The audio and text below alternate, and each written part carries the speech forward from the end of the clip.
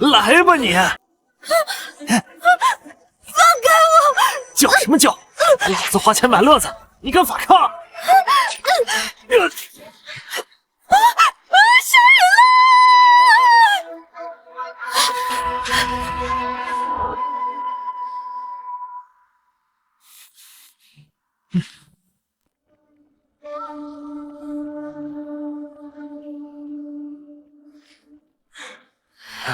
来了。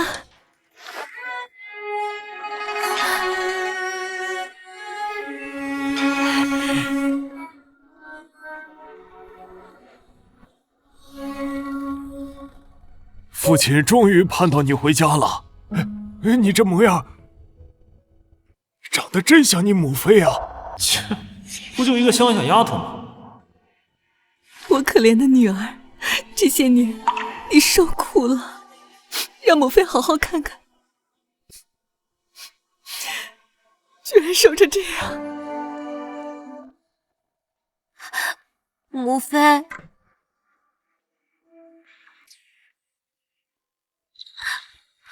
父亲，姐姐回来是好事，我终究是外人，就不打扰你们团聚了。胡说什么？你永远是母妃的心头肉。我的母妃对这个养女可真好。母妃，瑶儿，你在府中的地位永远不会变，没人敢叫你受委屈。还真是个心机女。妹妹戏真好，可惜鸠占鹊巢，鸠终究是鸠。你放肆！瑶瑶也是你能编排的？竟然这样吃我拿开你的脏手！我在洛城杀第一个人的时候，你还在玩你一把，再吃废了你这只手！哎呦，哥哥，小宁，瑶瑶她一时难以接受。难以接受？我被她生母卖入青楼时，谁问过我能否接受？那是你命贱！哎呦，不准打哥哥！怎么，这就心疼了？我被你亲娘卖进窑子时，可有人心疼过一秒？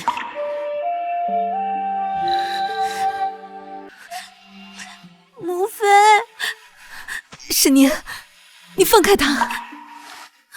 放心，脏东西我不稀罕吧？小宁，日后你便是王府嫡女。既我是嫡女，沈瑶一个养女，还配与我平起平坐？瑶儿知道了，都是我的错，原是我不配。啊，瑶儿，瑶瑶，母妃，你回府第一天就搅得家宅不宁，早知道就该让你在青楼里烂死。够了，都少说两句，还嫌不够丢人吗？王爷，宫里的刘内侍奉皇后娘娘旨意，给王府嫡女送赏赐来了。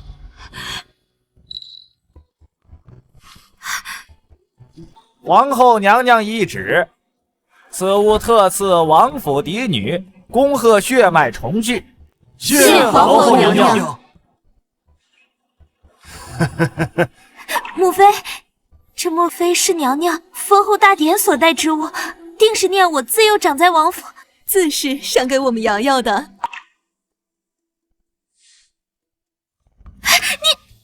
你，臣女沈宁，谢娘娘恩典。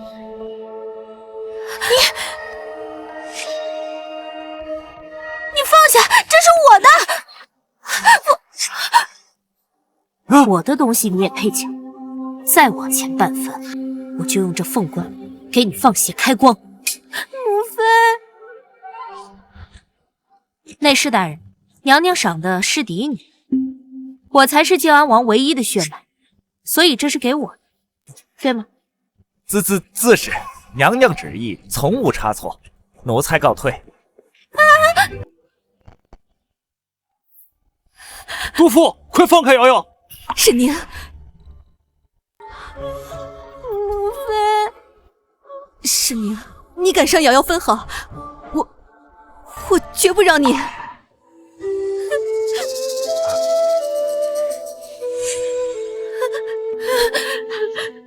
姐姐为何要这样对我？我只是为姐姐回家高兴。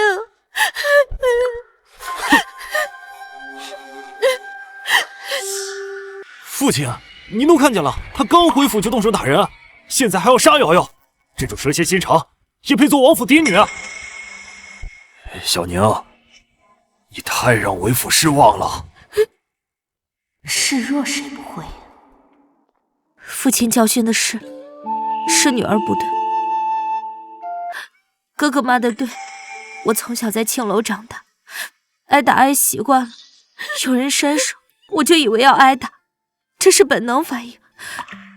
可你也不能。母妃，我在青楼10年，每天都活得战战兢兢，若不先下手，死的就会是我。父亲，女儿真的很怕。女儿不怕，是为父考虑不周。这头冠真美，我在青楼时连这完整的木簪都不配拥有。我不是要抢你的东西，我只是想要一件属于我的东西。你胡说，这明明是我的。过去的事都过去了，你总提那些干什么？想卖惨是吧？不，其实头冠我不要也罢。我真正羡慕的是妹妹能在父母膝下承欢。既然这个家容不下我，我走便是。小宁，别走，是父亲没照顾好你，你想要什么，父亲都给你。父亲，我就想要这顶头冠，还有嫡女应有的郡主封号。父亲，王爷，郡主封号，瑶瑶也盼了许久了。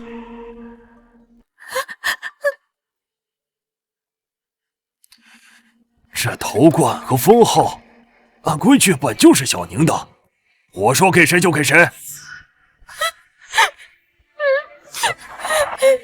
眼泪和示弱换来的怜悯转瞬即逝，我失去的一切会亲手一件一件夺回来。莫哭了，我的心肝，一个虚名罢了，娘给你的才是实在的。真的吗，母妃？你看，这是娘经营多年的私库，里面不光有珠宝首饰，还有京郊3处庄园的地契，如今都给你做嫁妆。母妃，姐姐刚回府，怕是连件像样的头面都没有。这钥匙女儿不能要，还是给姐姐吧，好一副母女情深。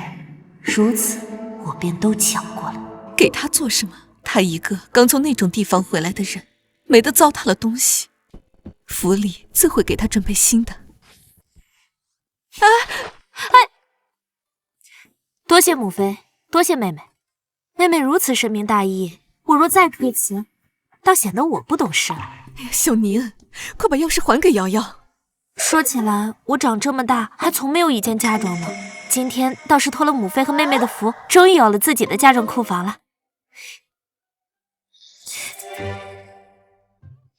哎呀，一串钥匙，给了便给了，给谁不是给啊？对了，小宁，明日皇后赏花宴，你初次入宫，务必谨言慎行。对了，还有你瑶瑶，进了皇宫之后，你多帮衬着姐姐些。父亲，您放心，女儿已与几位郡主、贵女约好，明日定会好好照顾姐姐，让她终生难忘。哼，贱人，你给我等着！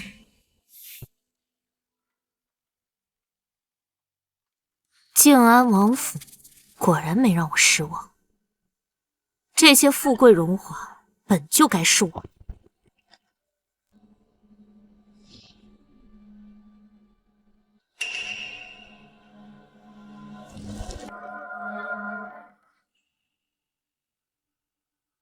魂汝安归王府，无心稍安，此后万事皆顺。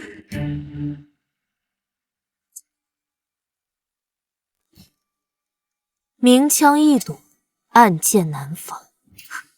这赏花宴是他们的猎场，又何尝不是我的？瑶瑶，这位姑娘巧着面生的很呢。你看她那样子，举手投足没有半分大家闺秀之态。哼，怕是哪个乡下来的土包子，没见过宫中这等世面吧？诸位姐姐，她是我从府里带来的丫鬟，今日我带她入宫，怕是有些紧张，失了分寸。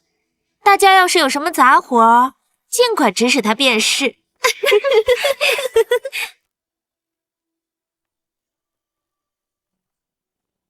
你还愣在那里做什么？没点眼力见，还不快过去坐下，别在这里杵着，碍了各位贵人的眼。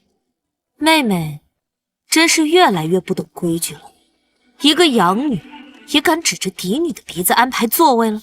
你在胡说些什么？哼，看来我有必要向各位介绍一下，以免有人继续混淆视听，尊卑不分。我沈宁才是静安王府名正言顺的嫡长女。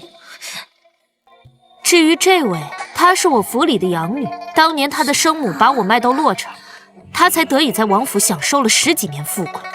如今我回来了，她倒忘了自己的身份，所以我得提醒她。原来她是静安王找回来的真千金，沈瑶居然是养女，难怪沈瑶跟静安王夫妇长得一点都不像。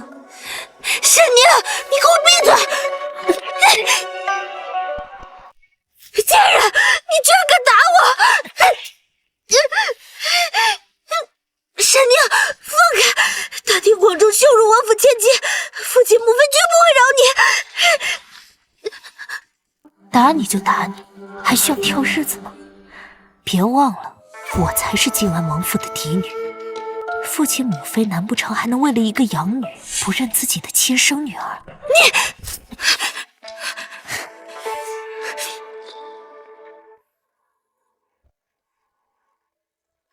沈宁，你给我让开！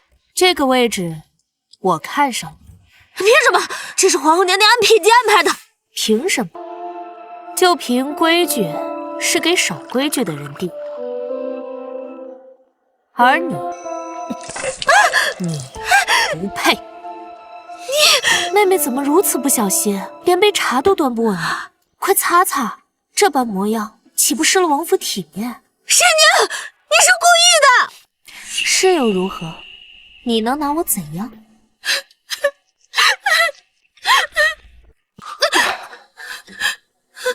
小哥哥，怎么了，瑶瑶？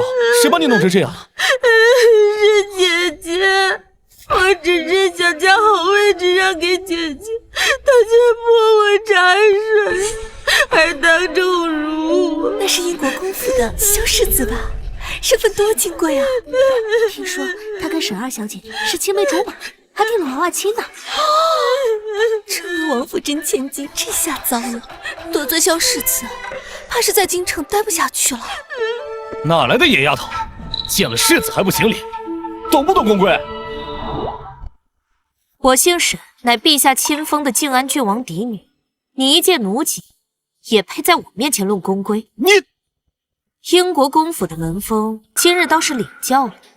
世子真牙尖嘴利，果然是从窑子里回来的，千人整万人夸的下贱胚子。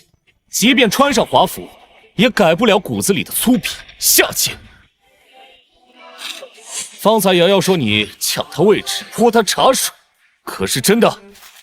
姐姐，你别生气，萧世子都是瑶瑶不好，是瑶瑶自己抢了姐姐的位置，不怪姐姐的。别乱喊，你不过是我府里的养女，摆正自己的位置，别总想着攀关系。姐姐，我知道你不喜欢我，我只是想帮你融入大家，你怎么能这么说我？沈宁，瑶瑶处处忍让，一心为你着想，你竟如此恶语相向。方才那般羞辱她，现在还敢咄咄逼人，你真当没人治得了你？他要是善良，方才就不会编排我是丫鬟，还想让我去做下人的行为。我没有，姐姐你误会了，我只是担心姐姐不知礼数，给王府丢脸。沈宁，任你巧舌如簧，也改变不了你心思恶毒，当众欺凌瑶瑶的事实。现在立刻给瑶瑶下跪道歉，再保证以后不再欺负她。我可以饶了你，否则我让你在京城待不下去，连静安王府都保不住你。跪下道歉，萧世子，好大的口气！我沈宁，亲王嫡女，可以跪天跪地跪父母君王，何来跪一外姓臣子之说？难不成你有僭越之心？我可记得觊觎储君之位，可是谋逆大罪啊！你敢污蔑我，沈宁，你找死！姐姐，你怎能血口喷人？萧世子他只是为了帮我，没有半点谋逆的心思。你这是要陷他于死地啊！我不过是顺着萧世子的话说，他就说要让我在京城待不下去。我问问他是不是想当太子，怎么就成了污蔑？难不成我说中了某些人的心思？你胡说八道！哼，我不过是教训你这个不懂规矩的丫头，什么时候有过僭越的心思？算了，我懒得跟你这种乡野丫头争论此等大逆不道之言。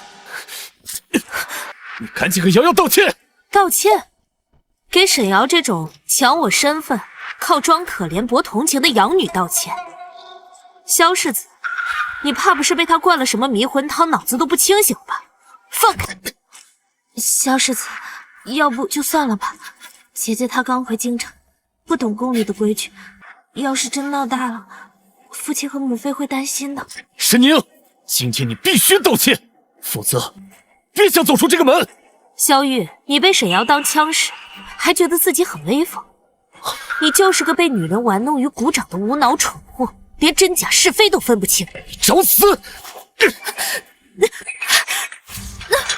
说得好，让他嘴硬。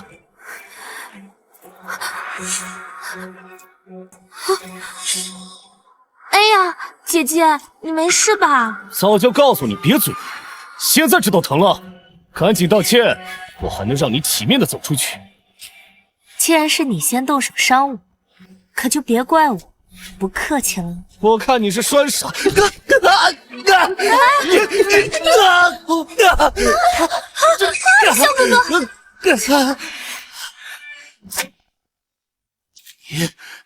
对我动手？姐姐，你怎么能对萧世子下这么重的手啊？姐姐看不惯我，有什么都冲我来就好。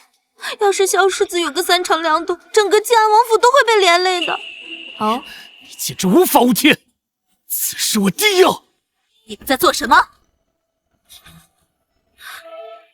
参见皇后娘娘。贱人，我会让你知道，山鸡就是山鸡，永远成不了凤凰。哼！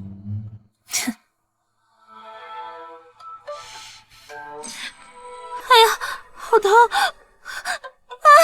我的脸，我的脖子，我的脸，我的脖子。皇后娘娘，您要为臣女和萧世子做主啊！这是怎么回事？皇后娘娘，是萧世子他们欺负我，臣女在此处赏景，萧世子带着人过来，不由分说便拦住臣女去了，言语羞辱不止，还强逼臣女给沈瑶下跪道歉。臣女不愿，据理力争，萧世子便动了怒，对我动手。你胡说！皇后娘娘，她血口喷人，明明是姐姐她先对臣女恶语相向，还用不知名的毒粉，害臣女起了疹子。妹妹，你怎能如此颠倒黑白？那疹子从何而来？妹妹，你心中当真没数吗？我知道，你一向不喜我回来，觉得我分了父亲母妃的宠爱，占了你嫡女的位置。可你也不能因此就伙同外人，如此诬陷于我呀！沈娘，你装什么可怜？分明就是够了！皇宫内院吵吵嚷嚷，成何体统？此事孰是孰非，本宫自会查个水落石出。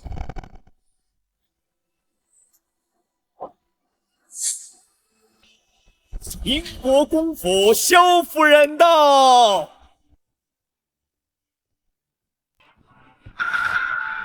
臣妇参见皇后娘娘。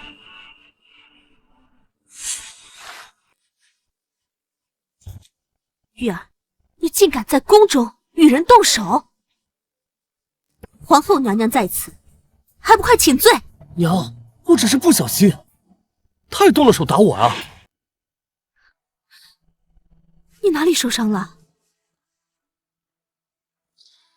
让娘看看哪里呀？下流！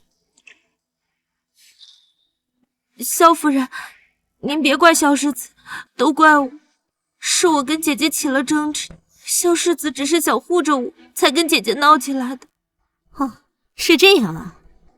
那日后还请沈姑娘和世子保持距离，免得世子日后再为你出头受伤。娘，跟瑶瑶没关系，都是沈宁的错。给我闭嘴！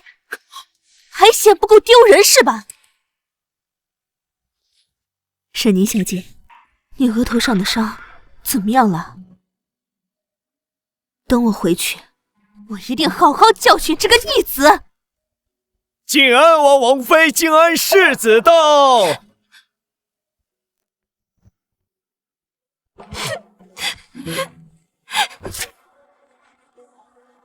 参见皇后娘娘。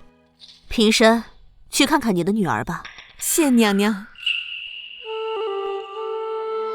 瑶瑶，你没事吧？有没有受伤？母妃，是谁欺负你？母妃一定会为你做主。母妃，瑶瑶，你这脸是怎么了？怎么起了这么多疹子？母妃，是姐姐一时冲动，所以才往我身上撒毒粉。我没事的，您别为了我跟姐姐生气。你说什么？小宁？瑶瑶，你就是太善良了。他明明故意用毒粉害你，你还不能说谎？你这性子真是太容易受欺负了。玉儿，小宁，你怎么能这么狠心？瑶瑶性子软，从来都是乖巧懂事，你就算再不满，也不能用毒粉害她啊！你是不是看着我疼瑶瑶，心里嫉妒，就故意针对她？母妃说的对，你刚回府就闹得鸡犬不宁，简直是无法无天了。果然除了钱和权，这个家再无半分值得我期待的。哥哥，母妃，你们别这么说姐姐，姐姐她只是还没适应，不是故意要欺负我的。我的傻瑶瑶，都被人欺负了，还帮着说话，还真是感人啊！一个养女装可怜，亲娘和亲哥哥就不分青红皂白的指责亲生女儿。哼，你们不愧是一家人。沈阳，你可真会演啊！京城里最有名的戏子，怕是都比不上你的本事吧？母妃，姐姐她竟将女儿比作戏子，女儿虽身份卑微，但也有尊严啊！沈宁，你放肆！立刻给瑶瑶道歉，否则我绝不饶你。皇后娘娘，您都看到了，沈宁她言行无状，心肠歹毒，求娘娘为臣的妹妹做主，严惩沈宁，以儆效尤。皇后娘娘，晋安世子所言极是，沈宁嚣张跋扈，若不加严惩，只怕日后更加无法无天。请娘娘明断。娘娘，是臣妇教女无方，才让她闯下如此大祸，但请娘娘看在她年幼无知。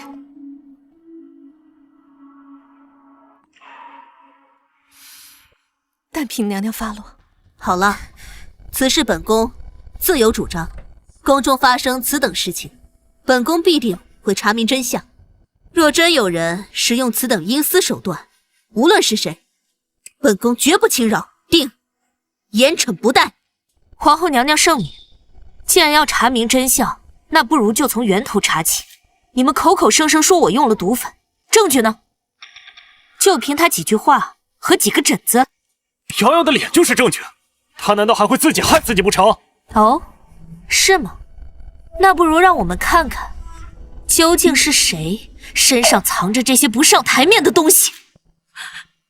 姐姐，你要干什么？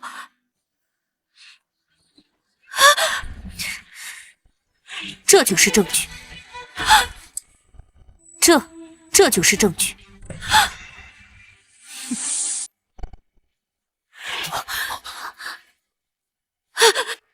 妹妹，你说说，你荷包里藏着这东西，是想给谁用？不，这不是我的，莫非是你一早把这毒粉藏在我荷包里，故意陷害我？陷害？从进御花园到现在，皇后娘娘和诸位都看着，我哪来机会走？妹妹这谎也太拙劣了。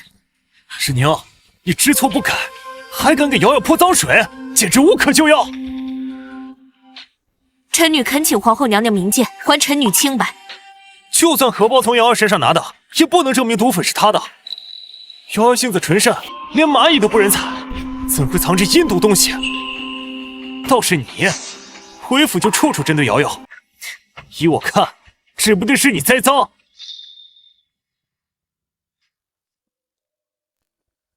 娘娘明察，瑶瑶是臣妾亲手抚养长大，她心性如何，臣妾是最清楚。这其中定有小人作祟，欲毁我靖安王府清誉。好一个纯善的沈瑶！方才在众目睽睽之下，沈瑶亲口指认我为她的丫鬟，命我去那下人席位就坐。我不过道明自身嫡女身份，她便哭哭啼啼地向萧世子哭诉我欺凌于她。这一切在场诸位贵女皆是人证，娘娘若不信，一问便知。好了，你们如实说来，方才究竟是何情形？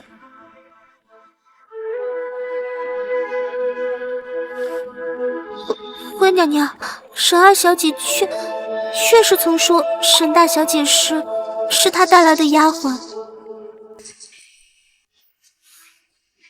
瑶瑶，不是这样的，莫非不是这样的？到底是谁手段龌龊，又是谁鸠占鹊巢，仗势欺人？娘娘明鉴。莫非我不是故意的，我只是害怕自大姐姐回府，父王将属于我的头冠封号都给了他，我怕父亲母妃不再疼我，怕这个家再也没有我的位置，我只是一时昏了头。傻孩子，莫哭，你是母妃心尖上养大的女儿，母妃待你的心意，何曾变过半分？纵是宁儿回来，你仍是母妃最疼爱的瑶瑶，你仍是母妃最宠爱的瑶瑶。宁儿，咱们再怎么说也是一家人，瑶瑶也是一时糊涂。你便看在母妃的面上，宽宥她这一回，可好？母妃此刻倒记起我与你们是一家人了。方才沈瑶口口声声指控我施用毒粉，欲置我于死地时，母妃可曾念过半分骨肉亲情替我说话？母妃只是……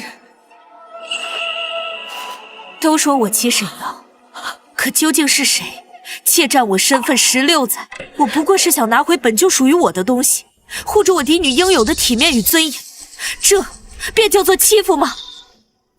我被奶娘调换，10岁卖去青母，日夜活在恐惧里，原以为回家能得温情，可母亲眼里只有瑶瑶，兄长也只护着她，可我才是靖安王府名正言顺的嫡女，我为何要受这等屈辱？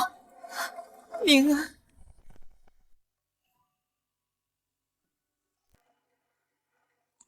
是母妃对不住你，忽略了你的委屈。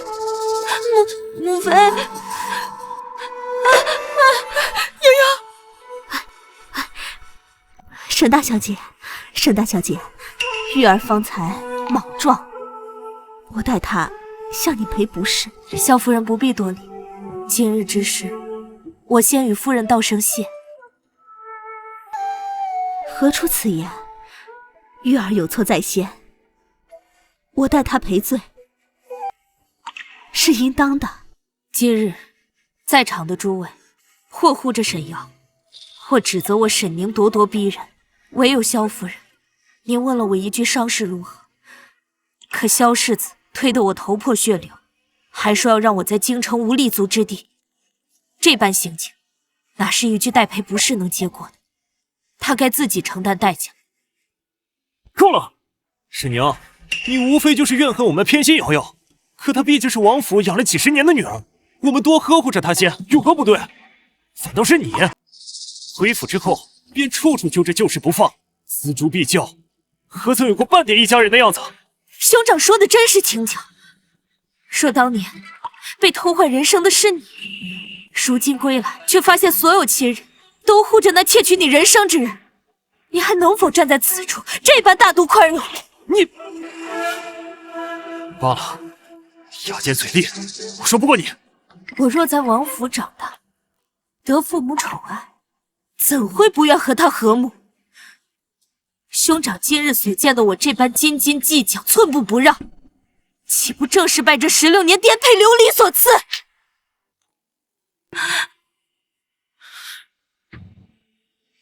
姐姐，都是我的错，我怕失了爹娘宠爱，才糊涂犯错，求姐姐原谅我，也饶过萧世子吧。妹妹这般作态，叫不知情的人瞧，倒像是我这做姐姐的在如何刻薄刁难你。瑶瑶，此事不怪你，本世子也用不着他沈宁谅解。玉儿，没有你说话的份。即使如今真相大白，臣女依旧落得众矢之的。天理昭昭，请娘娘做主。沈宁，你……瑶瑶已将姿态放得如此之低，你还要如何？左右不过是些女儿家间的口角摩擦，你莫非真要闹得所有人颜面尽失，无法收场才肯甘心吗？娘娘，母亲今日之事，都是女儿家奸，是小性子的误会。靖安王府与英国公府乃是世交，更有婚约在先。娘娘，此事就此作罢，就不饶娘娘烦恼了。真是好手段，明着是劝和，实则把不懂事揪着不放的帽子扣在了我头上。此处何时喧哗？德宁，皇后娘娘，大老远我就听着此处争执不休，成何体统？究竟发生了何事？父亲，您可算来了，他们都合起伙来欺负女儿。你个不知天高地厚的孽障，竟敢对靖安王的嫡女动手，还把人伤成这样，这规矩都学到狗肚子里去了。你呀，现在立刻向沈大小姐赔罪，若不得沈小姐原谅，你就不必再回国公府了。沈大小姐，别生气。今日之事是我不对。萧世子认错便好。伯父，别怪萧世子，要怪就怪我好了。儿，自从宁儿回府，你母亲兄长怕你多想，比以往更加疼你宠你，怎么会觉得皇府冷落你？今天竟然做出这种上不得台面的事，太让我失望了。父亲，瑶儿实在是心中惶恐，担心失去父亲母亲的宠爱，所以才……父亲，您别生气了，气坏了身子可怎么办？好，终究是女儿不好，不该在这大庭广众之下与他们争执，损了妹妹的颜面，才闹至如此地步。宁儿何错之有？你是王府嫡女，莫要妄自菲薄，日后谁敢辱沈家嫡女，我们静安王府绝不姑息。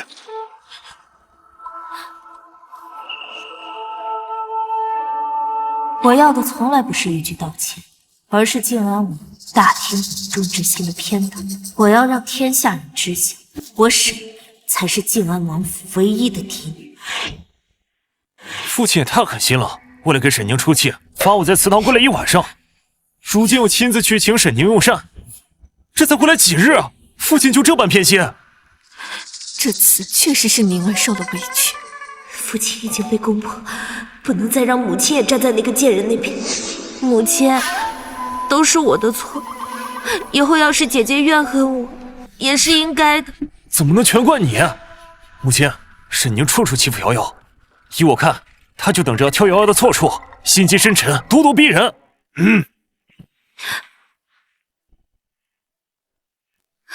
父亲，女儿知错了，女儿不该与姐姐争执，更不该让姐姐受伤。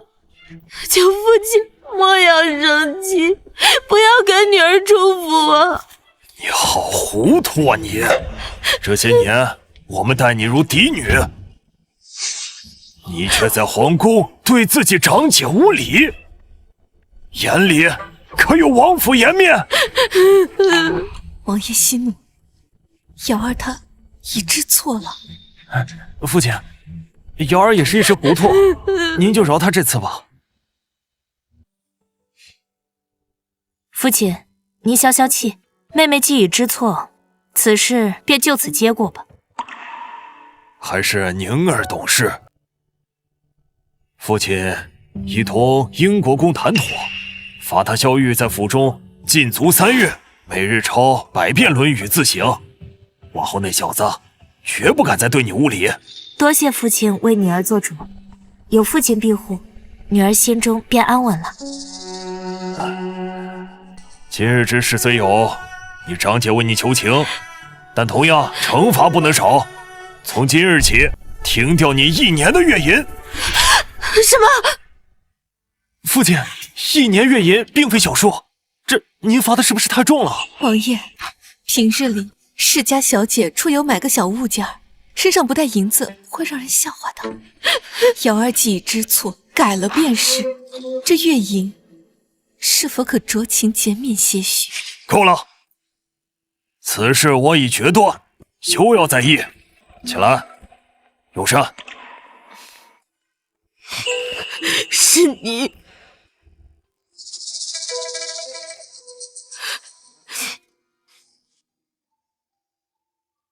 对了，宁儿，再过3日便是你的生辰了。王爷前几日还同我商议，定要为你好好办一场生辰宴，既是为你庆生，也顺便向京城里的各位王公贵族昭告你的身份。不错，此事我已吩咐下去，着手筹备，定要办得隆重体面，断不会让你受半分委屈。多谢父亲母亲。姐姐真是好福气，刚回府便能有这样盛大的生辰宴。3日后也是瑶瑶的生日，往年都办生辰宴，今年却换了人，传出去，让瑶瑶如何自处？这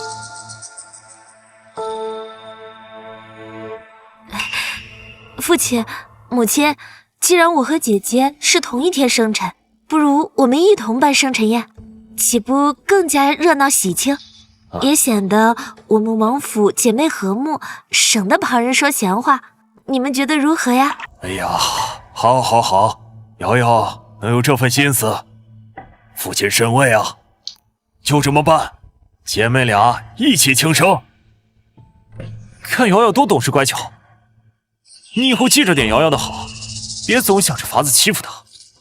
生日宴本是为了昭告我嫡女的身份，跟沈瑶一起办，反倒像是平起平坐的亲姐妹了，说不定还会被沈瑶抢了风头。她倒是打得好主意。父亲，我不过是一场宴席，与妹妹同伴又如何？父亲母亲皆是为了府中和睦考量，你莫要不知好歹，负了长辈好意。兄长这话不对，这场宴本是为昭告我嫡女身份，与沈瑶同伴，岂不是模糊了嫡庶？好，够了！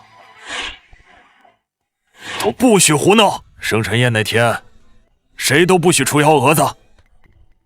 这次我不仅变妖京中权贵，还特意递了帖子请皇上驾临。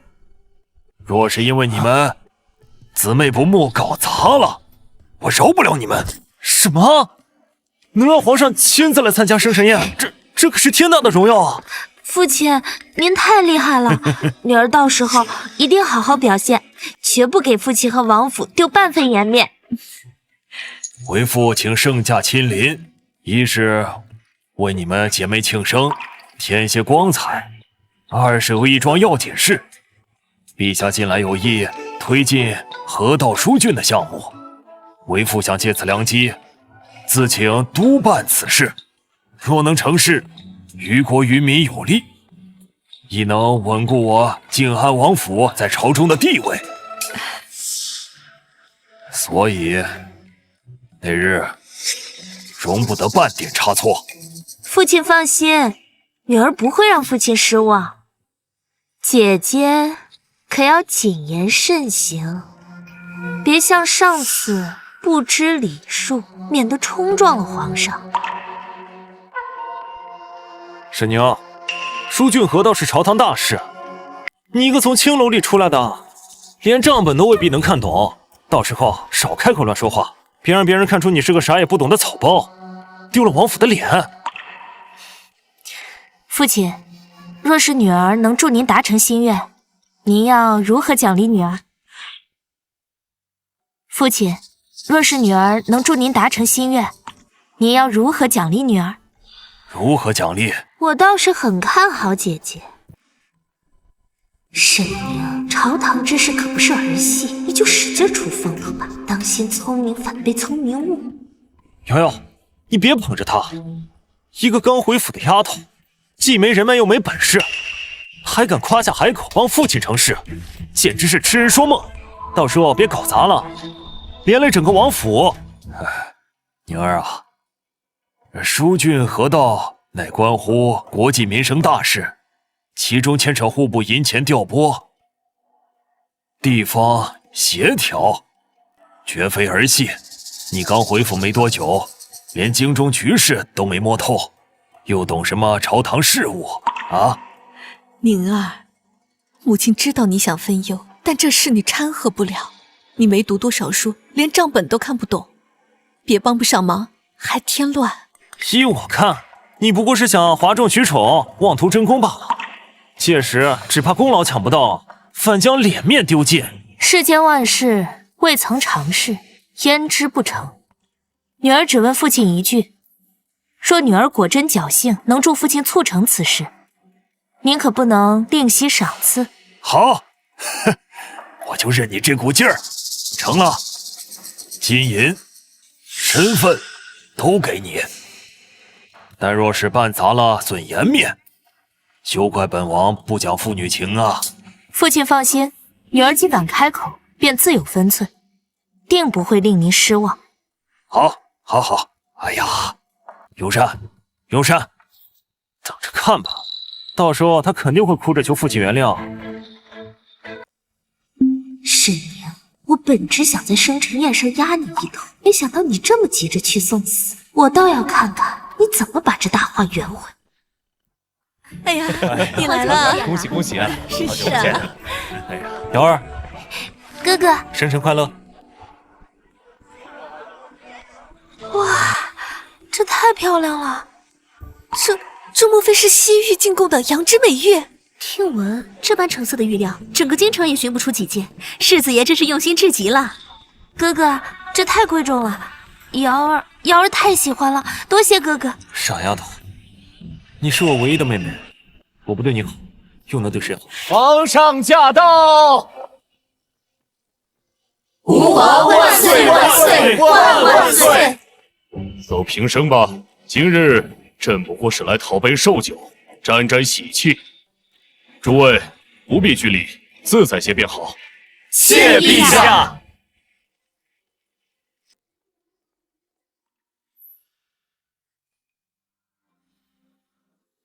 沈公子，方才您赠与杨妹妹的羊脂玉镯，当真稀罕。想必也给宁儿妹妹备下了贺礼，不如一并拿出来，让我们开开眼界。这是自然，两位妹妹皆是至亲，为兄又怎会厚此薄彼？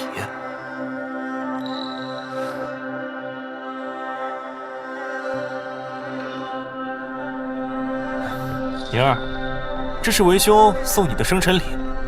姐姐怕是欢喜的怔住了，妹妹替你瞧瞧兄长的心意。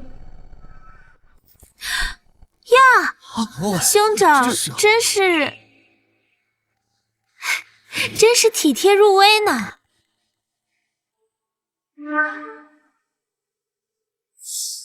诸位，可莫要小看了这盆土。兄长说了，姐姐啊，自幼长于乡野，刚回王府，恐怕会水土不服，身子不适。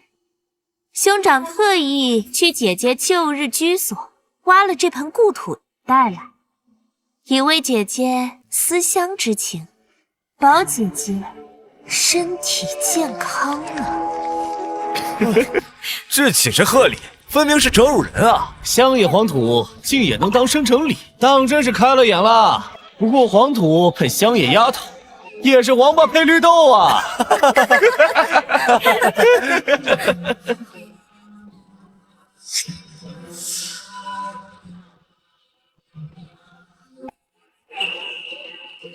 多谢兄长，此礼确实十分特别。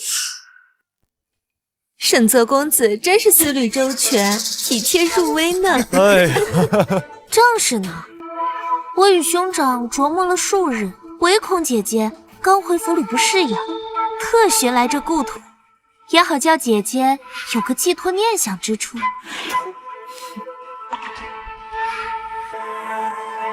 沈宁，别以为父亲接你回来，给了你几分好脸色，你便能觊觎属于我的东西。兄长、母亲，这王府里所有的宠爱尊荣，都是我的。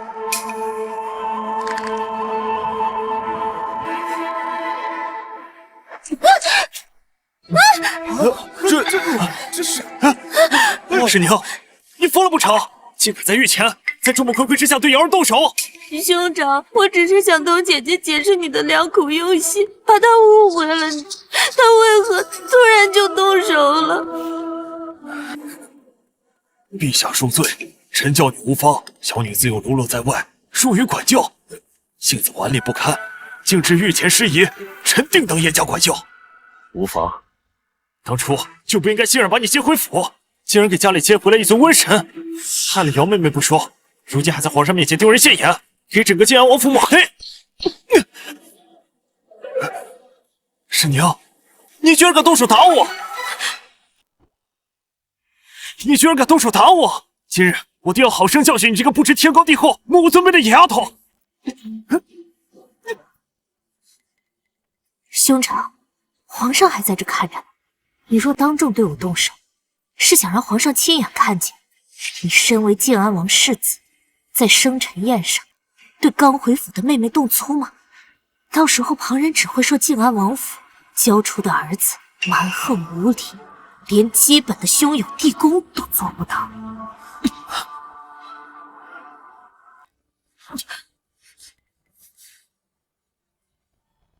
方才我与兄长、妹妹玩笑嬉闹，一时失了分寸，动作大了些，惊扰诸位雅兴，宁儿在此赔罪了。今日原是我与妹妹的喜庆日子，本该热热闹闹的，千万不要因这点小小插曲坏了兴致，还请诸位尽兴。哎，咱们真不像靖安王，臣在。你这刚寻回来的女儿，倒是有趣的紧，临危不乱，还能控住场面，颇有几分你年轻时的气度。陛下过奖了。只是你那一双儿女，今日之举着实算不得体面，未免失了你王府应有的气度。陛下教训的是，臣惶恐，定当严加管教。我早就警告过你们，今日圣驾亲临，务须谨言慎行，莫要失了王府体统。门道好，竟敢在生辰宴上闹成这样！父亲，是沈宁先动手。闭嘴！你方才如何针对你妹妹？真以为我这个做父亲的眼瞎了？王爷，孩子间的小打小闹而已，别扰了皇上的兴致，可别耽误了正事。宁儿啊，方才你做得很好，走，随为父来觐见陛下。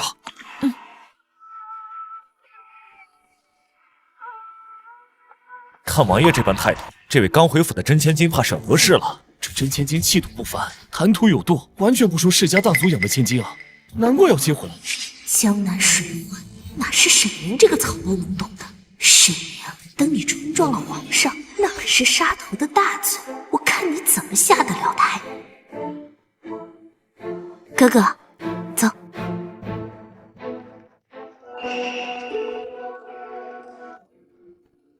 臣女沈宁叩见陛下。陛下，小女沈宁不懂事，让你见笑了。爱卿不必苛责，朕见她临危不乱，懂得分寸，是个好孩子。起来吧。谢皇上。您竟是皇上？宁儿，休得胡言乱语。陛下威仪无双，怎容你这般失仪啊？怎么，莫非朕看起来不像皇帝？臣女万万不敢。陛下天威赫赫，臣女岂敢有半分不敬之意？只是太惊喜了，一时欣喜忘形，失了分寸，求陛下恕罪。臣女方才失仪，实是因见陛下盛容，忽地想起一桩旧事。斗胆请问陛下，可还记得5年前洛城西街巷口？洛城西街，你且细细说来。那年臣女被青楼的人追打，险些丧命，幸得一位贵人途经出手相救，臣女才得以苟全性命。臣女多年来一直苦苦寻觅恩公下落，只盼能报答当日救命之恩，却始终不知恩公身份。今日见了陛下的眉眼，才斗胆妄加猜测。原来是你，当年那个浑身是伤却死死抱着墙角，还咬了那恶霸一口的倔强小姑娘，朕倒是想起来了，那般子烈性，确实令人印象深刻。你这个贱人，居然运气这么好，我今天必须让他得到教训。正是臣女，若非陛下当年人心相救，臣女早已是洛城孤魂。救命之恩，无一日敢忘。今日得见恩公竟是真龙天子，臣女实在不知该如何是好。皆是陈年旧事，不必时时挂怀。你能安然归家，亦是你的造化。谢陛下隆恩，臣女无以为报。前些时日，偶闻父亲说起，陛下为国事操劳，时常难以安寝。正好这几日，臣女寻得几味安神静心的草药，把它制成了安神香，将此香燃之，可以助陛下缓解疲惫，心绪宁静。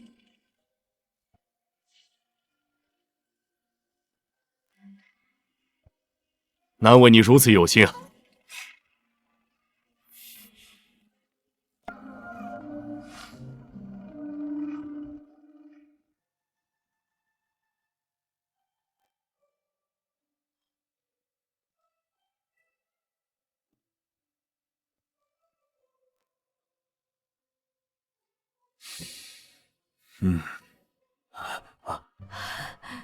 此香清而不腻，比朕宫中的更合心意啊！靖安王，陛下，你这女儿和你一脉相承，知恩图报，心思细腻，是个好孩子呀！陛下谬赞，都是小女运气好，能得皇上垂怜。皇上厚爱，臣女愧不敢当。姐姐心性爱出风头，嘴上说什么不敢当。瑶儿，不得胡言。父亲，不是姐姐毛遂自荐，说能治理江南的水患吗？我只是提醒，别耽误了江南的百姓。你当真能治理江南的水患？哼！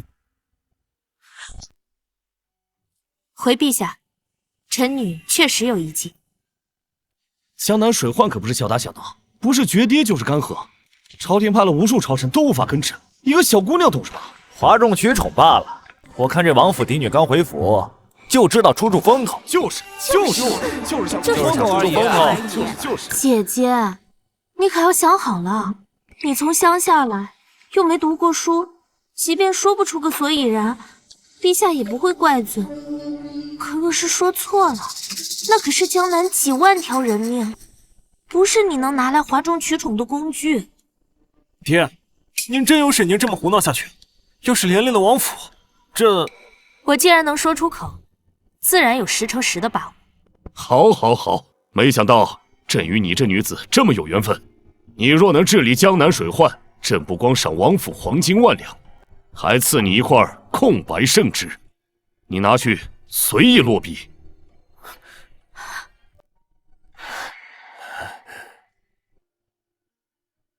皇上，光讲不罚，那岂不是人人都可随意胡言乱语？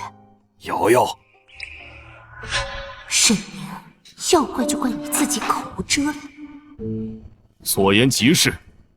既然如此，若是沈宁不能治理水患，那便逐出京城，哪里来的回哪里去吧。沈家教女无方，也该罚。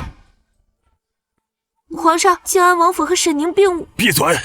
若是王府出事，别怪我不念及父女情。靖安王，臣在。沈宁，你起书了。回陛下，臣女认为可在主河道旁开辟新河道，这样一来，河床偏高，洪水期自动流入新河道，还能方便周边百姓灌溉，一举两得。妙啊！化赌为输，我当初怎么没想到啊？此计甚妙啊！靖安王，你当真有个聪慧的好女儿。朕说话算话，来人开国库。是皇上。多谢陛下。沈大小姐真是深藏不露，没想到竟然有如此谋略。对呀，跟沈二小姐一比，简直云泥之别呀。哎，可听说王妃处处偏袒沈二小姐，对大小姐生疏得很，这下押错宝了。这个草包怎么会？我不信。宁儿居然有如此才学，怎么没跟母亲说过？母亲眼里何时曾有过我？沈宁确实是个奇女子，朕便给你一个机会。近日皇家新办的崇文堂正招宗室女子入学，你若愿意，便去那里读书，好好学学礼仪典籍，日后也能多些见识。臣女叩谢陛下天恩。谢陛下。定不会辜负陛下今日期许。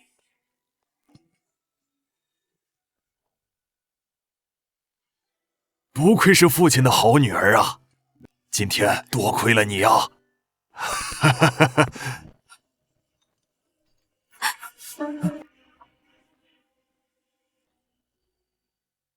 本王早就警告过你们，今日陛下亲临，务必谨言慎行。我要丢了靖安王府的脸面，你们倒好，当着满朝权贵的面，把王府的脸都丢尽了呀！父亲息怒，女儿不是故意的呀，万万不曾想。住口！巧言令色。若非宁儿临危不乱，化解了你们这两个蠢材惹出的风波，更是立下治理水患的大功劳，甚至特恩准他入崇文堂进学。你们以为今日这场闹剧能轻易善了？父亲，姐姐既去了崇文堂，女儿也要去。女儿也想跟着先生学习礼仪典籍。父亲，瑶瑶所言极是，她自小聪慧，又在府中读了这么多年书，让瑶瑶去崇文堂，将来才能给王府争光啊！就是，万一沈宁在里面不懂规矩，丢了王府的脸，那岂不白费了皇上的恩典？哦，大哥是说妹妹读了这么多年书，还不如我这个没见过世面的乡下丫头。王爷，瑶儿说的在理，那崇文堂乃皇家学府，能入内读书是天大的恩宠与荣耀。宁儿在民间长大，没学过什么礼仪，让瑶儿一起去，也好有个照应。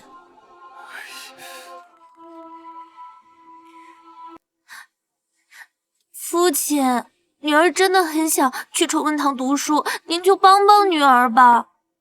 姐姐是沈家的女儿，难道瑶瑶就不是了吗？哎呀，罢了罢了，明日本王便觐见陛下。事长提上一提，但是成与不成，全看陛下决断。谢父亲，父亲对女儿真好。谢父亲，儿臣就知道父亲最疼瑶瑶。王爷英明，有您出面，陛下定会应允的。就这么定了。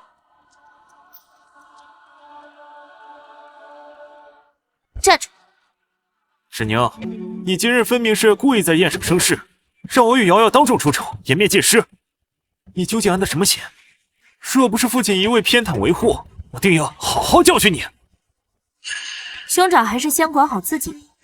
今日之事，若不是你先用黄土羞辱，再在众人面前煽风点火，说到底，都是你自找的。你还敢狡辩？若不是你故意在皇上面前装可怜、攀旧情，皇上怎会特许你去崇文堂？瑶瑶比你懂事100倍，她比你更配去那皇家学府。你就是个灾星，自打你回府，王府就没安生过。灾星，若不是我在生辰宴上稳住场面，化解风波，恐怕整个王府都要因为你和沈瑶的愚蠢受罚。你，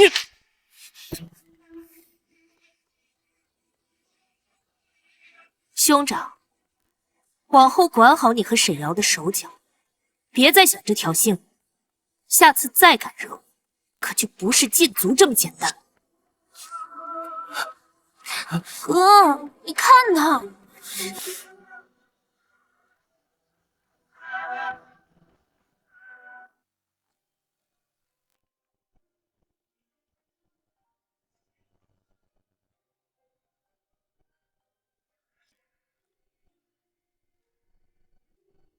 多谢告知圣上喜好，凝神香一事深得圣心，河道书卷项目与崇文堂名额皆已到手，附赠银票5000两，聊表谢意。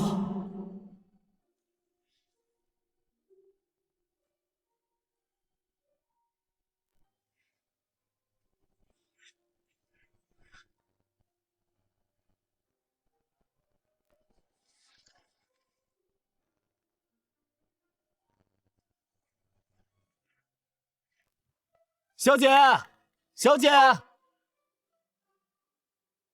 进。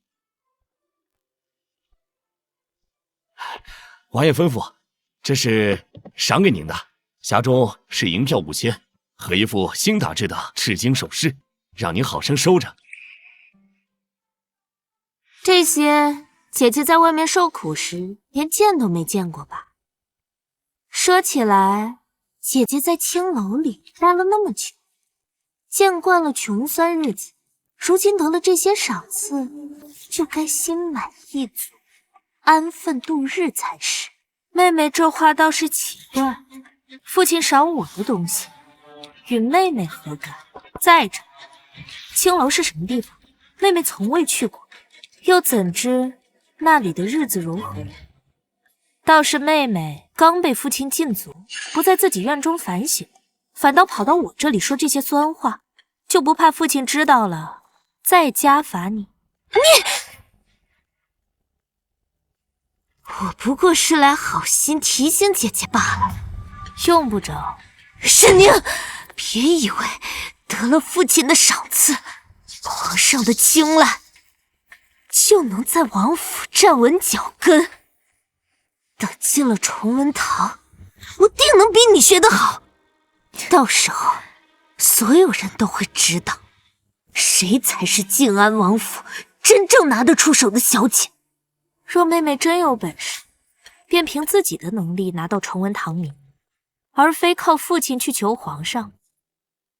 左右也不过是个靠旁人施舍的可怜虫罢了。宁儿啊，这是母亲为你备下的一对玉镯，明日你便要入崇文堂了。母亲听闻英国公府的萧玉世子也会在堂中学习，你们年岁相仿，往后在学堂之内，还望你们多互相照扶。母亲，萧玉世子与女儿早有婚约之意，你怎可让姐姐去接近他？这岂不是将世子往姐姐身边推？休得胡言！英国公府何时正式下过聘书？此事未有定论，岂容你妄言？宁儿是王府嫡女，如今有得陛下青睐，让她与萧世子多些往来，于王府将来大有益处。你莫要再次任性妄为。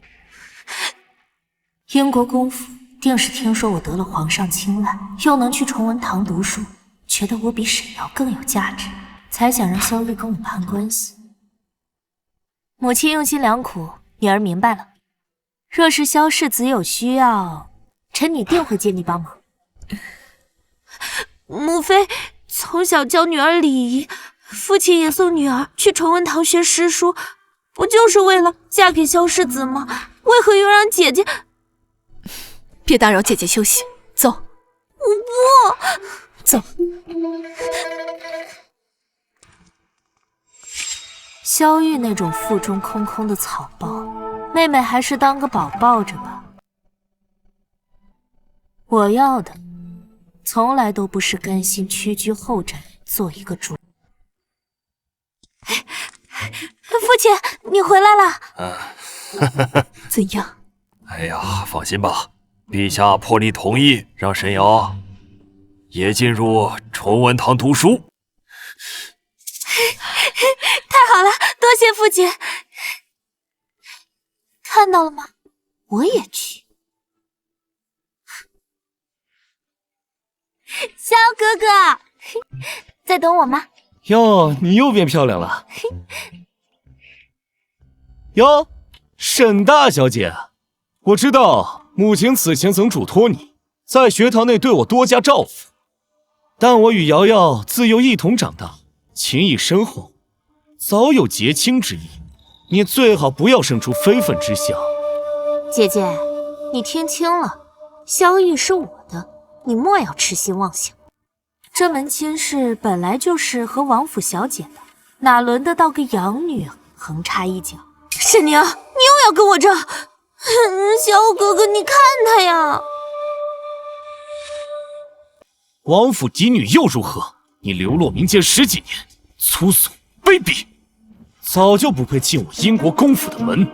我警告你，以后在崇文堂离我远点。愚蠢又可笑的草包，我沈宁可看不上这种货色。妹妹怕是忘了，你终究是养女身份，而萧世子乃是英国公府嫡出的世子，你们的婚事最终怕是还得英国公与夫人点头，不是你一句轻飘飘的早已定下心意便能作数。我与瑶瑶之事自有我做主，父母那边我自会去说。我萧玉此生非瑶瑶不娶。萧哥哥说的对，我们二人情投意合，定会克服所有阻碍。倒是姐姐，孤身一人在这崇文堂，怕是连个真心待你的人都没有吧？随你们的便，只是奉劝二位，在这崇文堂内，最好谨言慎行，安分守己，莫要再如生辰宴那般丢人现眼，将梁府颜面置于地上践踏。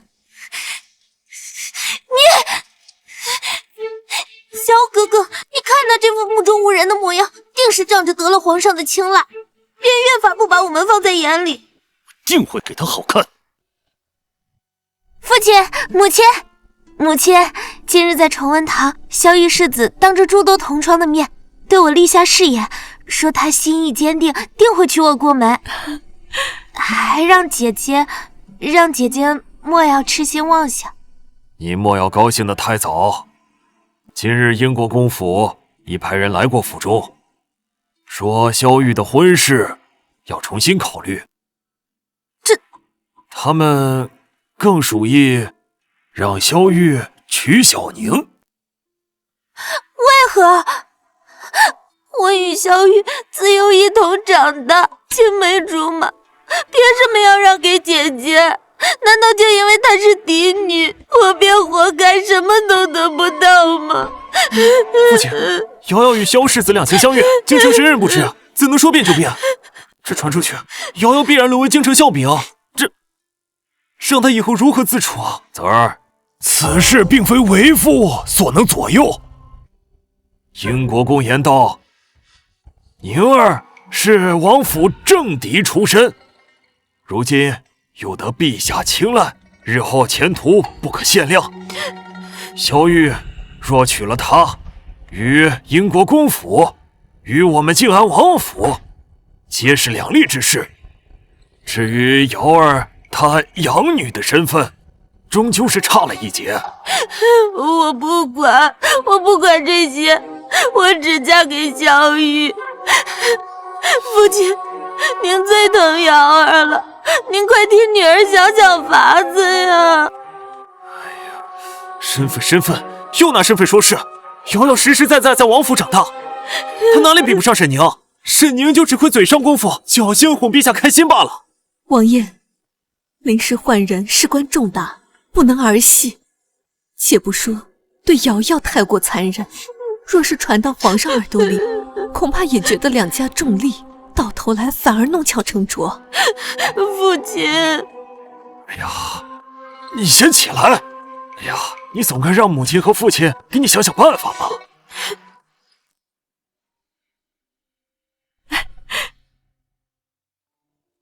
宁儿，我的好孩子，母亲之年最是明事理。是，你莫要与妹妹争萧世子了，可好？母亲向你保证，日后定为你寻觅一位比萧玉更出众的郎君，嫁妆也备上双份，你看如何？宁儿，你不用考虑长辈的态度，你只要实话告诉父亲，你怎么看萧玉？当真愿意和萧玉成亲吗？靖安王这是已经被说服了，想在我这里找个台阶下，好心安理得的把婚约给沈瑶。可惜啊，我并不是什么善解人意之人。你若不愿意，父亲我就去拒。萧玉挺好的。什么？父亲，我说萧玉挺好的，而且是英国公府主动向父亲提出要娶我，并非我要抢。沈宁，你分明是故意的，你就是见不得我好，我有的你更要抢走。够了，别吵了。宁儿，宁儿，宁儿，哥哥，你快想想法子，我真的不能没有萧玉。宁儿莫慌，沈宁不过是仗着些狐媚手段得了陛下的青睐罢了，你就不信治不了他。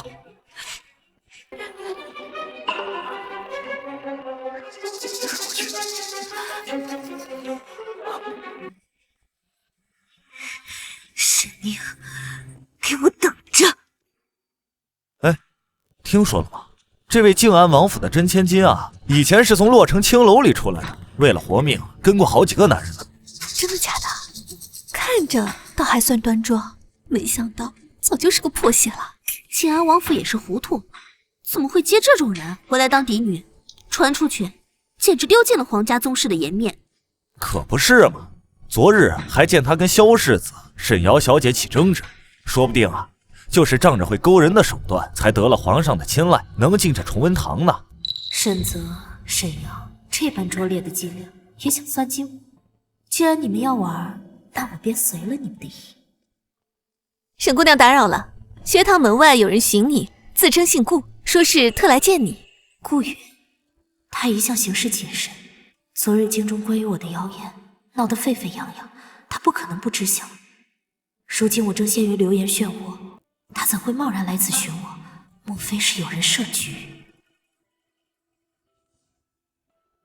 多谢。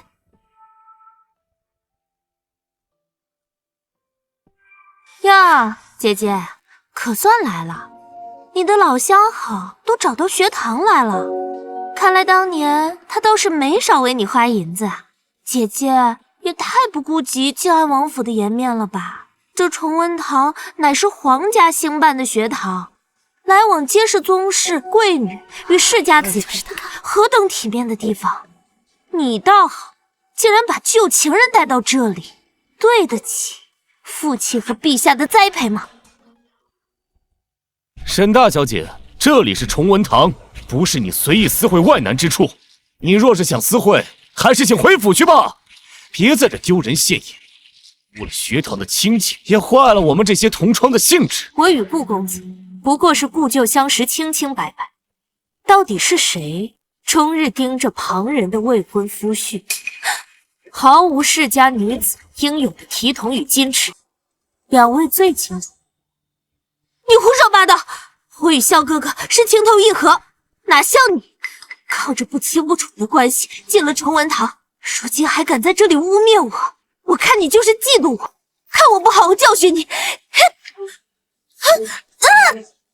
呦！你竟敢打我！萧哥哥，是你，你好大的胆子！萧世子不可！这里是崇文堂，先生们随时可能过来。要是撞见动手打人，传到陛下耳中，不仅你要受罚，英国公府也会颜面受损啊！是啊，萧世子，您冷静些。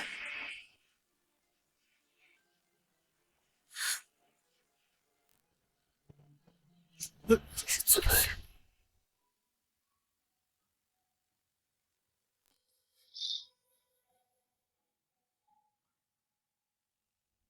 天亮云雾起，流水遥遥相依。你怎会突然来此？昨夜有人将此信送至我处，信中言辞恶毒，全是构陷你的内容。我心中实在难安，便想着立刻来见你一面，把信给你，让你有个防备。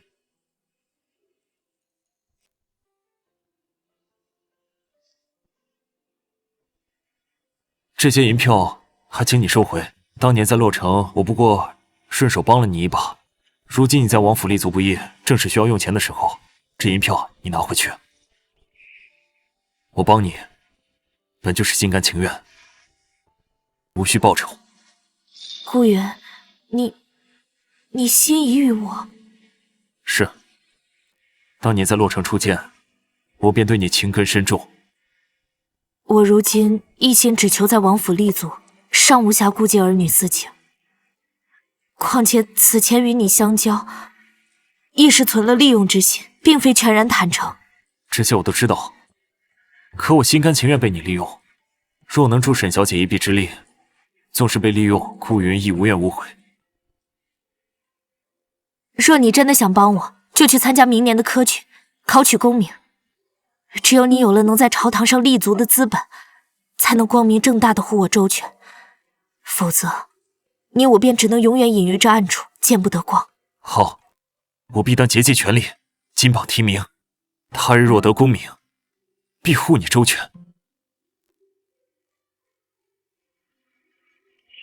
这世上，竟真有人愿为我如此付出这么多。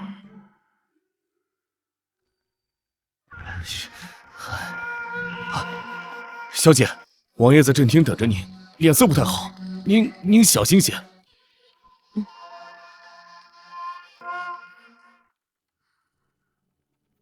宁儿啊，父亲知道你这些年受尽苦楚，过得艰难，可是有些事必须要问个明白。你当年在洛城，真的跟过别的男人啊？父亲明鉴，女儿当年在青楼确实得一少年人相助，但绝无半分逾矩之事。如今女儿即将参与崇文堂入学考试，便立刻传出此等污蔑之词，分明是有人蓄意构陷，让女儿无法参加考试。这测试关乎陛下的栽培，可不能出岔子。宁儿，放心，此事为父必会彻查，绝不令你蒙受不白之冤。你当下只需安心备考，一定要考出好成绩，才能不负陛下隆恩。女儿，谢父亲做主。父亲，一定要为女儿做主啊！沈宁，你真是越来越无法无天了，竟敢当众打瑶瑶！父亲，姐姐在大庭广众之下和男人拉拉扯扯，纠缠不清，我只是顾及王府清誉才阻止。姐姐怎么能打我？父亲，你看，我的脸到现在还疼呢。姐姐她就是容不下我，故意在众人面前羞辱我，还败坏王府名声。你一定要好好教训他呀，父亲！打得这么重，这孩子也太不懂事了。王爷得好好说说他，让他给瑶瑶道歉。父亲，女儿不知是谁故意把顾公子叫到学堂，在同窗间毁我清誉。女儿当时实在无助，见妹妹居然跟着起哄，不知怎的失手伤了妹妹。沈宁竟然倒打一耙！你胡说！明明是你先动手打我，还跟顾公子拉拉扯扯，哪里有人设局陷害你？你就是在撒谎，在骗父亲！妹妹，你怎么能这么说呢？当时学堂的同窗都能作证。妹妹，你怎么能帮着外人陷害自己的姐姐啊？你血口喷人，分明是你自己与那外男不清不楚，还怪别人诋毁你。你打了我，还要泼我脏水，你太恶毒了！是否是我污蔑，妹妹心中自然明白。父亲，此前京中关于女儿的种种污秽流言，皆是妹妹与兄长暗中命人散布。女儿并非空口无凭，证据在此。此乃学堂中一位同窗暗中递与女儿的纸条，上面白纸黑字写着：是兄长沈泽找他们散布谣言，欲毁女儿清誉，请父亲过目。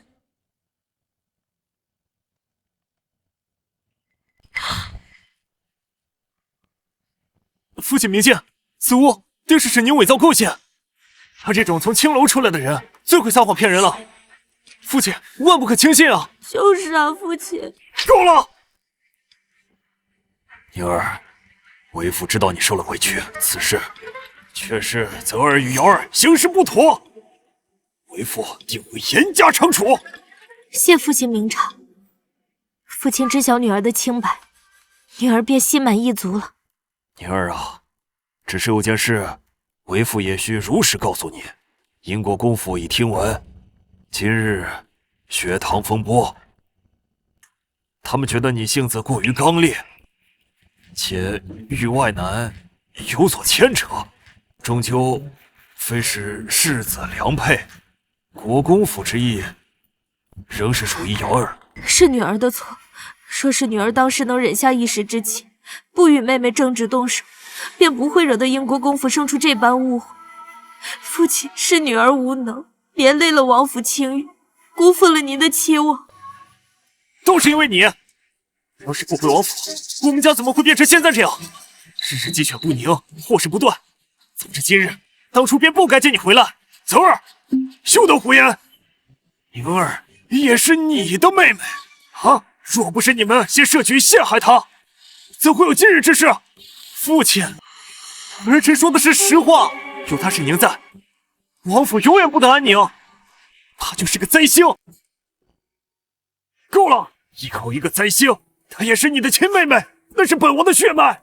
血脉有那么重要吗？自从她回来，您处处偏心，对我和瑶瑶愈发冷淡。父亲，明明我们才是相处10几载的家人啊！宁儿流落在外受苦多年，我对她好些也算弥补。她受苦关我们什么事啊？你流落青楼，苟延残喘，是你的命，命中注定你享不了福，怨不得我们，你就不该回来。泽儿，你说的太过了。好一个命中注定，好一个不该回来。沈泽，我的兄长，我在被人欺辱、拼死求生到头皮血流的时候，也曾想过，如果有个兄长，他肯定会保护我。可你次次用行动告诉我，我的哥哥不心疼我的遭遇。带头在宴会上和沈瑶针对我，在学堂造谣我在青楼如何下贱。沈泽，我只是回家，你就这么恨我？不是，我，你处处为了沈瑶伤害我，从没给过我半分温暖。今日我的心死了，我的兄长也死了，王府容不下我，我早就是。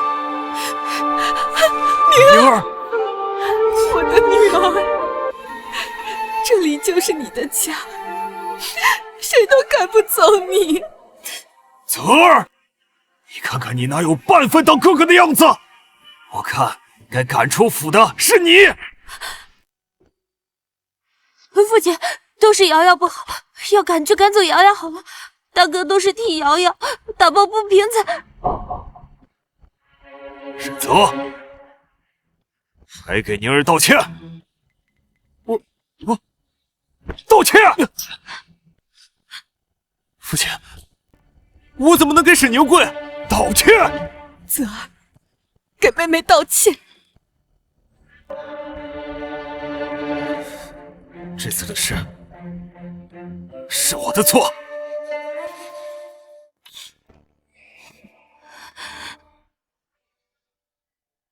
宁儿啊，此番你是无妄之灾，为父错怪你了。你母亲从江南请了4个绣娘来，让他们用上好的苏绣替你裁剪罗衣，体体面面的去考试。我的女儿谁都不能欺辱。走。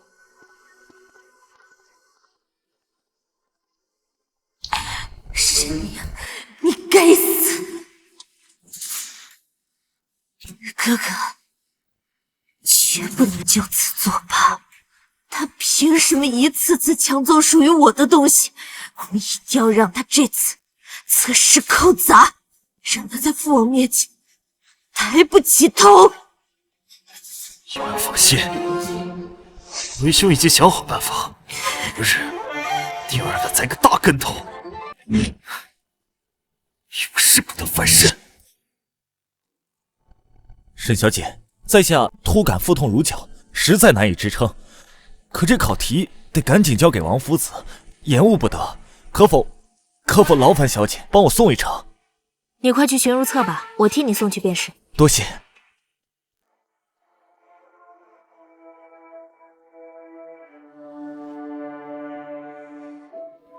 怎么样，东西他接了吗？接了。这是用50两黄金打造。你立刻去学堂，把这上面的考题答案散布出去，就说是有人从夫子那里偷出来，你不愿看他一人作弊，才将答案告知大家。记住，管好你的嘴，事成之后还有重赏。是。沈宁，等考题泄露，看你怎么解释。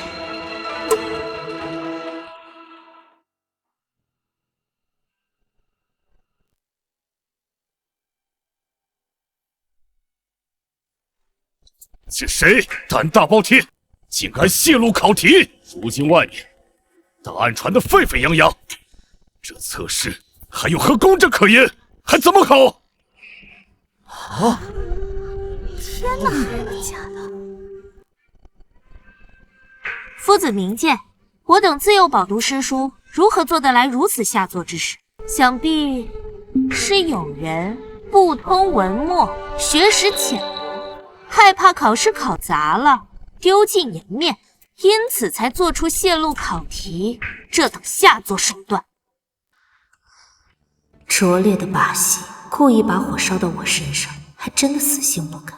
咱们都是读了10几年书的人啊，谁会不通文墨？住口！我张姐虽然乡野出身，没读过书，但也绝对做不来这等龌龊事。你倒是先善。夫子，学生方才亲眼所见，赵生将考题交给了沈宁，除他之外，再无旁人经手过考题，不是他还能有谁？学生未曾泄露考题，我接过考题后，便径直送往夫子书房，途中未曾有片刻停留，更未拆封窥视。你说没有就没有，这考题只有你和赵生经手，那赵生可是凭真本事考出来的秀才，最是老实不过，又怎会为一次考试坏了自个儿前途？不是你偷了题，难不成是考题自己长腿跑出去的？你就这么认定我泄露了考题？你还想狡辩？如果不是你，就拿出证据；如果拿不出证据，就按照规矩滚出崇文堂，去大理寺认罪受罚。什么？还要去大理寺？现在知道怕了，晚了。夫子，此事事关重大，实在恶劣，学生提议提交大理寺处理。大理寺要是顺藤摸瓜，插到我头上，萧哥哥，算了吧，我不要去大理寺。哪位同窗能证明我的清白，我必有重刑。我做的神不知鬼不觉，沈凝都拿不出证据，我就不信大理寺能查出来。这次彻底打垮沈凝的机会，我不能错过。姐姐，别怪我不向着你，此事关乎考试公平公正，必须给各位一个交代。夫子，萧哥哥，请把沈凝提交给大理寺。提交大理寺！提交大理寺！提交大理寺！提交大理寺！提交大理寺！这次谁先来就提交大理寺！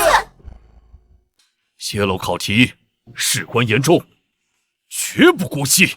民间出来的草包，就算仗着血脉进了崇文堂，还是改不了手脚不干净的毛病。这种人恐怕连字都不认识几个，难怪要泄露试题，搅黄考试，怕暴露自己的无知，被王府赶出去。对啊，这考题只有沈凝和赵生接触过，赵生品学兼优，完全没必要泄露考题，而沈凝却拿不出任何证据证明清白。谁说我没有证据？沈凝，你还要狡辩？大胆！你怎么敢当众拆封考题？夫子请看。沈凝，大庭广众之下，你还要搞什么花样？你说的证据呢？沈凝，我看你真的失心疯了。事实证明，沈凝就是个疯子。现在就抓去大理寺审问，也省得浪费大家的时间。等等，这考题不对，这不是老夫出的题啊！因为真正的考题在。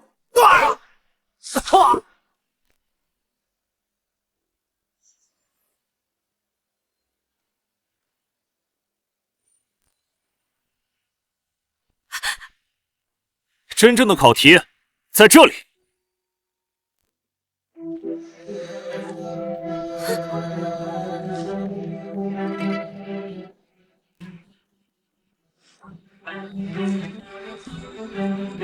这的确是真正的考题，逆风完好，怎么会在你这里？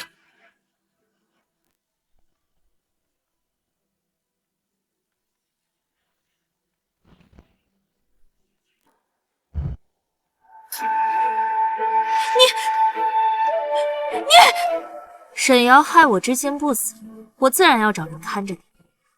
正好看到他和赵生交易，随后让顾云调包了尸体，将计就计。夫子饶命啊！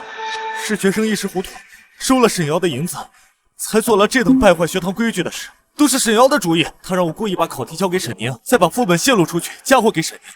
求夫子饶了我吧！你胡说！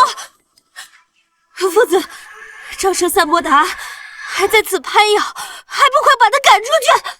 沈瑶，赵生说的可是真的？是你散播考题，还栽赃陷害沈凝？一派胡言！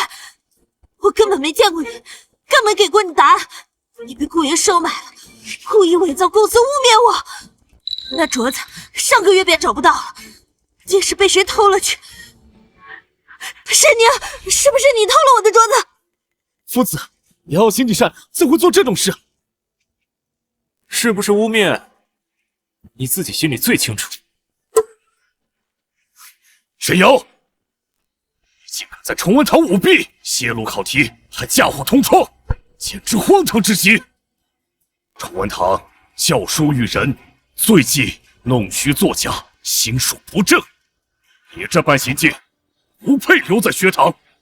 从今日起，你被崇文堂除名，永远不得再入。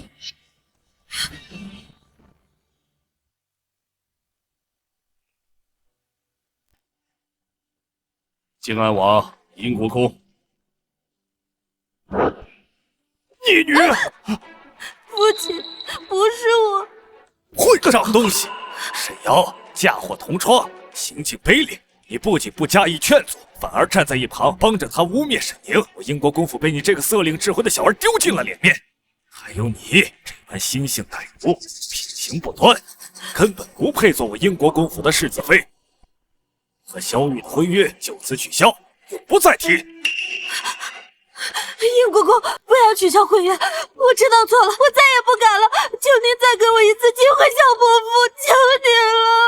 爹，来人，把世子带回去，严加看管。若是敢私自出府，拿断他的腿。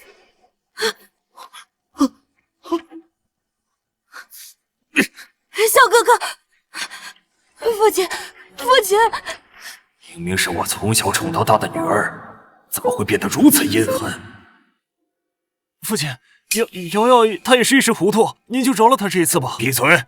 你身为世子，不仅不约束妹妹，还帮着她为非作歹，你有什么资格求情？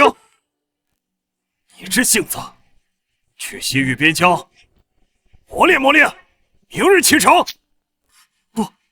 父亲，西域边疆条件艰苦，我会死在那儿的。还有你，沈瑶，送去乡下，永世不得回京，自生自灭。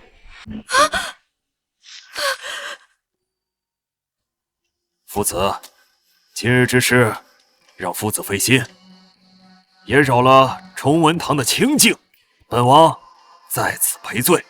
日后定当严加管教子女，绝不让类似之事再次发生。玩火自焚，沈瑶、沈泽，你们惹错了人。宁儿，这次委屈你了，你做得很好，临危不乱，将计就计，自证清白。你的能力确实担得起王府的未来。今日回去，你母亲名下的铺子就交给你管了。女儿不会让父亲失望的。好。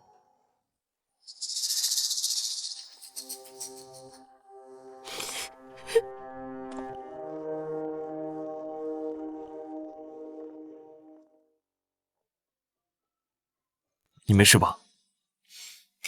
我没事，今日多亏有你，谢谢你。阿宁，我想单独走一走，你先回去吧。好，那你注意安全。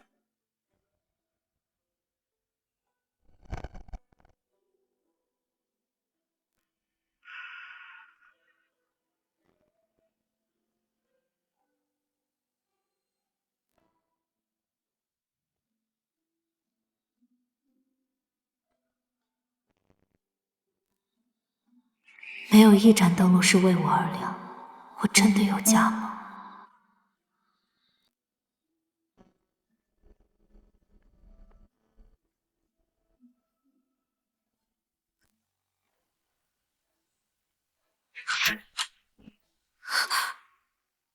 贱人，都是你！我原来该是靖安王府人人疼爱的嫡女，是英国公府的准世子妃，可现在都被你毁了！你为什么不死在青楼？我恨你！沈瑶，你冷静点，这不是我的错，是你先编造谎言诋毁我，是你买通赵胜，舞弊嫁祸，更是你不肯接受自己的过错，才落得今日的下场。就算没有我，你这般心性，迟早也会栽跟头。错，我哪里错了？我只是想守住属于我的东西。是你抢了我的身份，抢了我的宠爱，抢了我的婚约。今天我就要杀了你，让你再也不能抢我的东西，再也不能碍我的眼。去死吧！放开我！我要杀了他，但是罪行他该杀。沈宁，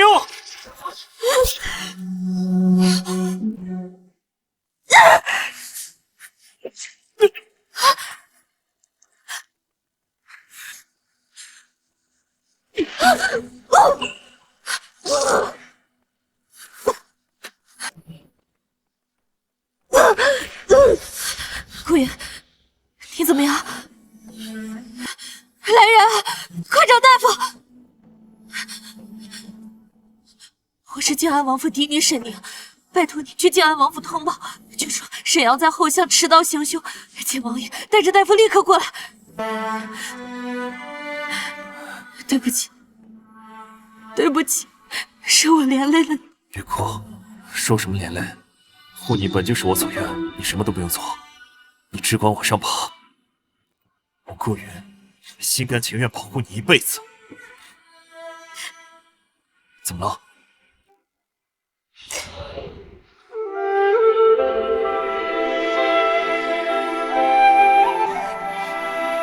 成亲吧，顾云。一辈子有点长，保护起来有点辛苦，给你个名分。宁儿，宁儿，你没事吧？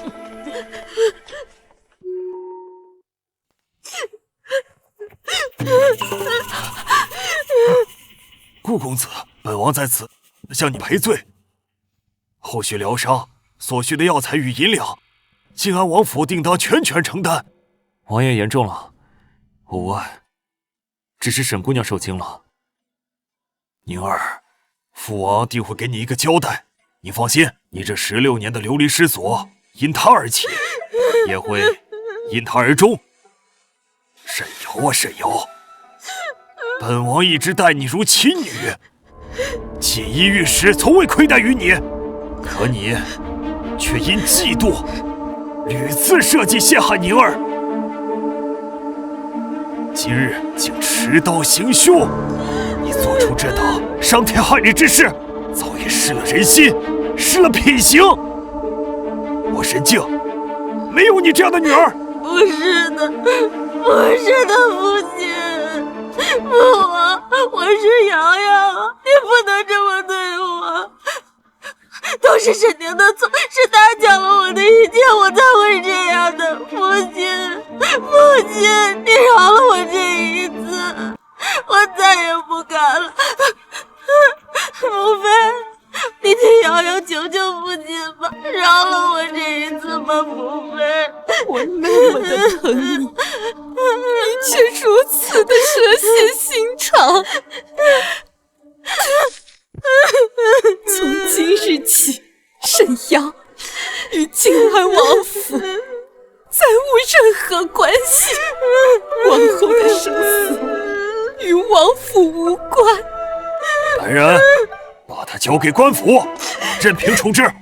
沈宁，我恨你！若有来生，我定让你血债血偿！我恨你们！走。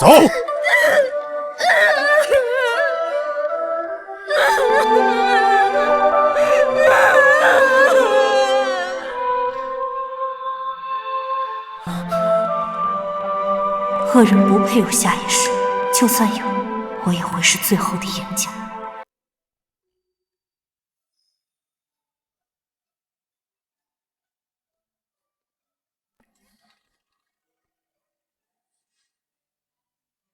今日感觉如何？大夫说，伤口虽愈合，却还需要再养些时日，不可过度用力。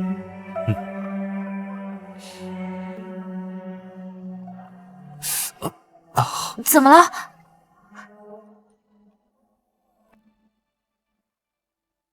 顾公子，这碗才多重，装过头啦？真的疼。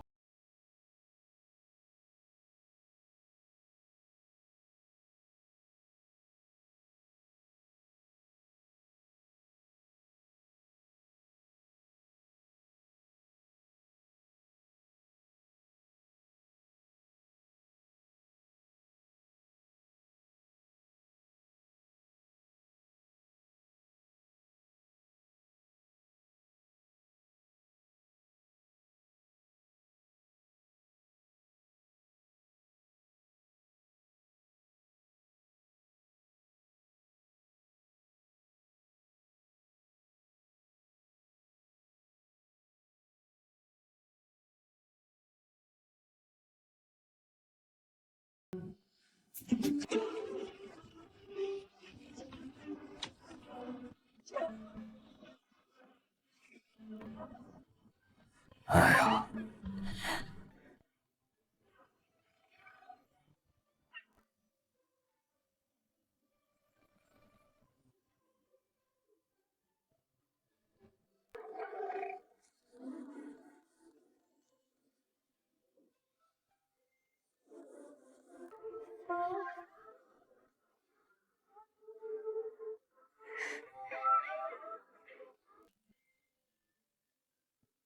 敬安王殿下，晚辈顾云今日前来，是想向您提亲，求娶沈宁姑娘为妻。